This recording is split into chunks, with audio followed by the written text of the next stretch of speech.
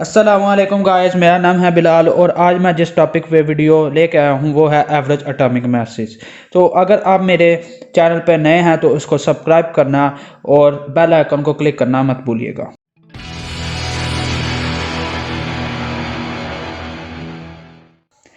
Average atomic masses.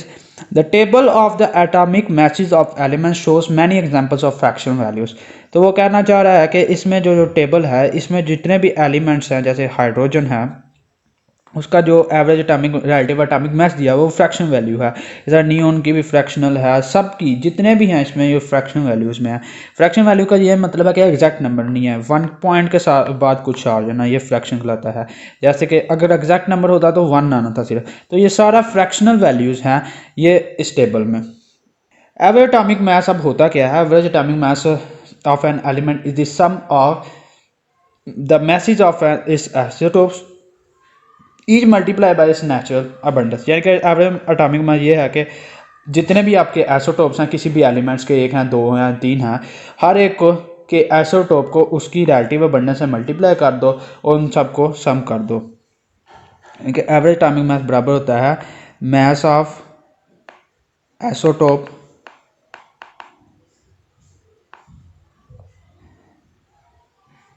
Into ये 1, कोई भी एक आइसोटोप रिलेटिव अबंडेंस, ये भी 1 से, फिर इसमें जमा कर दो जितने भी आइसोटोप हैं। मास ऑफ आइसोटोप 2, अगर 2 आइसोटोप हैं तो उनके लिए मैं लिख रहा हूँ, तो इसमें अबंडेंस 7 आ जाएगी।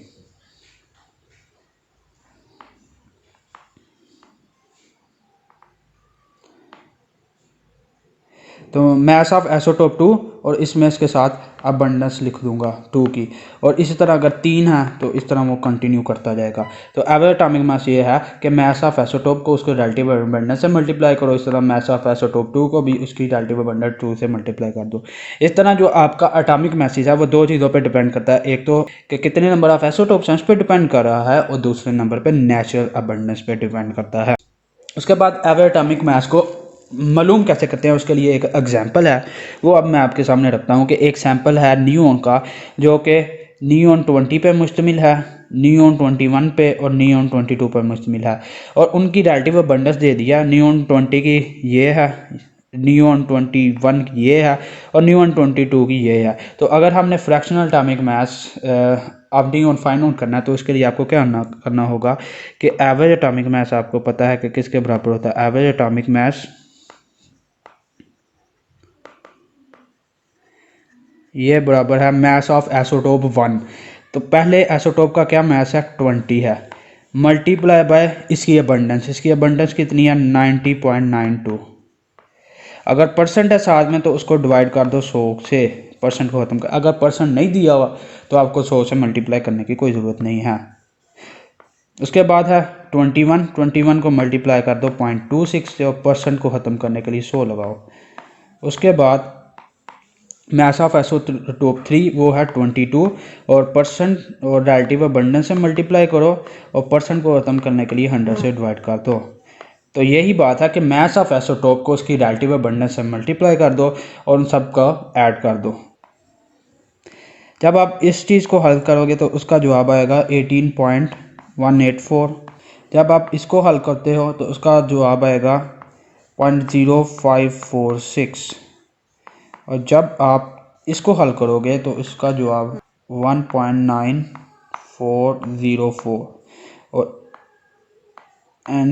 और फिर आप इस सब को ऐड कर दो 20.179 AMU, क्योंकि हमें पता है कि जो मास का यूनिट है वो AMU है, और जो कि ये बराबर होता है 20.18 AMU के। राउंड ऑफ कर लो आप। It is important to realize that no individual neon atom in the sample has a mass of 20.18 AMU। अब जो उसने सैंपल हमें दिया हुआ था उसमें नियोन का मास था 20, 21 और 22, ठीक है, लेकिन किसी का भी 20.18 नहीं था। तो इसका मतलब ये हुआ कि ये फ्रैक्शनल मास है, और ये फ्रैक्शनल मैथ है यानी कि एवरेज एटॉमिक मास है। और for most laboratory purposes however we consider the sample to consist of atoms with this average mass. तो लेबोरेटरी में हम ज़्यादातर ये जो फ्रैक्शनल मैसेज होते हैं, एवरेज मैसेज होते हैं, इनको इस्तेमाल करते हैं। और इसमें हर एक आइसोटोप का इफेक्ट आ जाता है, 20 वाले का भी, 21 का भी और 22 का भी। Analysis of compound, empirical and molecular formula. Before we go into the details of empirical and molecular formula of a compound, we should be interested to know the percentage of each element in a compound. वो कह रहा है कि empirical formula और molecular formula को पढ़ने से पहले हम पहले ये जान लेते हैं कि एक कंपाउंड है उसमें किसी भी एलिमेंट की कितनी परसेंटेज है। इसका मतलब ये है कि अगर वाटर हमारे पास एक कंपाउंड है, आप इसको एक कंपाउंड मान लो, तो इसमें हाइड्रोजन कितनी है और ऑक्सीजन कितनी है। तो इसके लिए आपको एक क्वालिटेटिव एनालिसिस करना पड़ता है और क्वांटिटेटिव एनालिसिस। क्वालिटेटिव यानी कि क्वालिटी, उसमें क्या क्या क्वालिटीज़ हैं। जब आप किसी बंदे की बात करते हो तो आप कहते हो वो तेज़ भागता है, वो बहुत ज़हीन है, ये उसकी क्वालिटीज़ में आ जाता है। इसी तरह कंपाउंड्स की भी क्वालिटीज़ होती हैं, यानी कि उसमें एक कंपाउंड जैसे वाटर है कि उसमें हाइड्रोजन कितनी, पहले हाइड्रोजन की क्वालिटी कितनी है, हाइड्रोजन की उसमें क्वालिटी है कि नहीं, और इसी तरह ऑक्सीजन की उसमें क्वालिटी है कि नहीं। इसी तरह हम सबसे पहले हम ये देखते हैं कि कोई भी कंपाउंड है उसमें कौन कौन सा एलिमेंट प्रेजेंट है। ये क्वालिटेटिव एनालिसिस होता है कि किसी भी कंपाउंड में कौन से एलिमेंट प्रेजेंट है, उनकी आइडेंटिफिकेशन को हम क्वालिटेटिव एनालिसिस कहते हैं।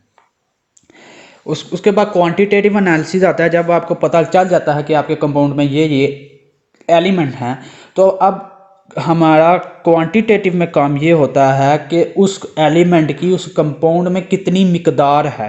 क्वांटिटेटिव का आपको पता है कि इसका मतलब होता है मिकदार, कितनी क्वांटिटी है, कितनी मिकदार में ये प्रेजेंट होगा।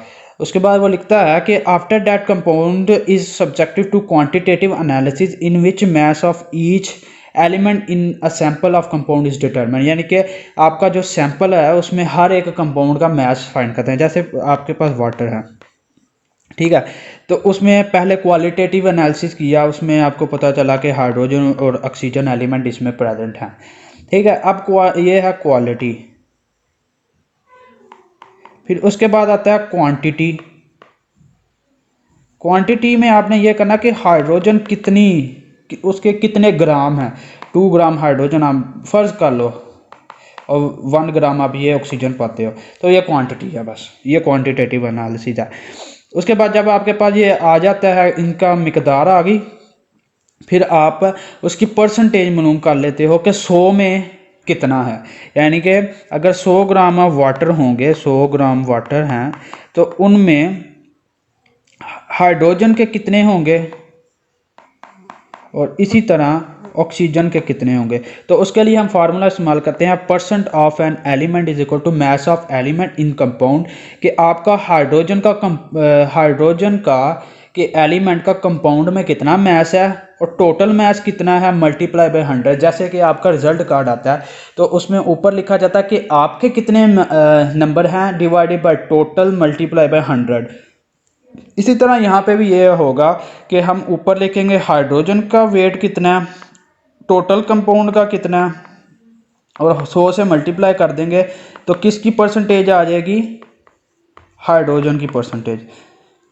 उम्मीद करता हूँ कि आपको ये कंसेप्ट क्लियर हो गया होगा। फिर इसके बाद एक एग्जांपल है, इसे आपको और मज़ीद बेहतर तरीके से समझ लग जाएगी। वो कहता है कि आपके पास जो कंपाउंड का मास है, एक कंपाउंड है जिसका मास है 8.6757 ग्राम है। वो कहता है उसको हमने डीकम्पोज करवाया इनटू इट्स एलिमेंट्स, यानी कि कोई भी कंपाउंड था उसको डीकम्पोज किया, और डीकम्पोज का मतलब है कि यानी कि उसकी शक्ल बिगाड़ देना। तो उसको डीकम्पोज करवाया और उससे हमें पता चला, यानी कि क्वालिटेटिव एनालिसिस किया, हमने उसको डीकम्पोज करवा के उसका क्वालिटेटिव एनालिसिस किया, तो हमें पता चला कि उसमें कार्बन है, हाइड्रोजन है और ऑक्सीजन है। फिर क्वांटिटेटिव एनालिसिस किया तो हमें पता चला कि जो कार्बन है वो है 5.217 ग्राम, हाइड्रोजन है वो है 0.962 ग्राम, और इस तरह जो ऑक्सीजन है वो 2.7478 ग्राम है। तो उसके बाद वो कहता है कि आप हर एक की परसेंटेज कंपोजिशन, यानी कि उस कंपाउंड में कितनी कंपोजिशन है उसकी, 100 में से वो कितना होगा। ये है कि अगर 8.657 है तो कार्बन उसमें 5.2 है। लेकिन अगर इसी चीज़ को कंपाउंड को ही मैं 100 कर दूं तो फिर कार्बन की कितनी अमाउंट होगी उसमें, ये फाइंड करना है। इसको कहते हैं परसेंटेज। तो उसके लिए आपको करना यह है कि वही फार्मूला आपको यूज़ करना है, ये वाला आपको फार्मूला इस्तेमाल करना होगा। अगर आपने ऑक्सीजन, सबसे पहले कार्बन की कर लेते हैं, परसेंटेज ऑफ कार्बन की फाइंड आउट करनी है। तो सबसे पहले ऊपर उसका मैस लिखना है, वो है 5.217, और टोटल कंपाउंड का कितना है वो है 8.657 और मल्टीप्लाई बाय 100, जस्ट लाइक जैसे कि आपका रिजल्ट कार्ड की परसेंटेज होती है। जब आप इसको सॉल्व करोगे तो आपका आंसर आएगा 60.26, और ये है इसका 7% आएगी। उसके बाद अगर ऑक्सीजन की फाइंड आउट करनी है तो ऑक्सीजन का मैस ऊपर रखो जो कि 2.478 ग्राम है, उसको डिवाइड कर दो उसके टोटल से, तो 8.657 मल्टीप्लाई बाय 100, तो इसका आंसर आएगा 28.62%। और इसी तरह अगर आपने हाइड्रोजन की फाइंड आउट करनी है, ऊपर लिखो हाइड्रोजन का मैस जो कि 0.962 है, और उसको डिवाइड कर दो टोटल से 8.657 से, और 100 से मल्टीप्लाई करोगे तो इस तरह आपके पास इसकी भी परसेंटेज आ जाएगी 11.11%। तो इसका मतलब ये हुआ कि अगर मेरे पास 100 ग्राम का कंपाउंड है तो उसमें 60.26 ग्राम कार्बन है, 28.62 ग्राम ऑक्सीजन है, और 11.11 ग्राम हाइड्रोजन प्रेजेंट होगी। उसके बाद वो कहता है कि ये जो आपने अभी अभी परसेंटेज कंपोजिशन फाइंड आउट की हुई है इस फार्मूले से लगा के, तो वो कहता है कि इसको इस फार्मूले से भी फाइंड आउट कर सकते हैं। Percentage composition of a compound can also be determined theoretically, यानी कि कुछ भी प्रैक्टिकल किए बगैर। उसमें तो हमने पहले प्रैक्टिकल किया, उसको डीकम्पोज किया, उसके अंदर बिगाड़ पैदा किया, और ताकि वो हाइड्रोजन, कार्बन और ऑक्सीजन का पता चल सके कि उसमें कौन कौन से एलिमेंट्स प्रेजेंट हैं।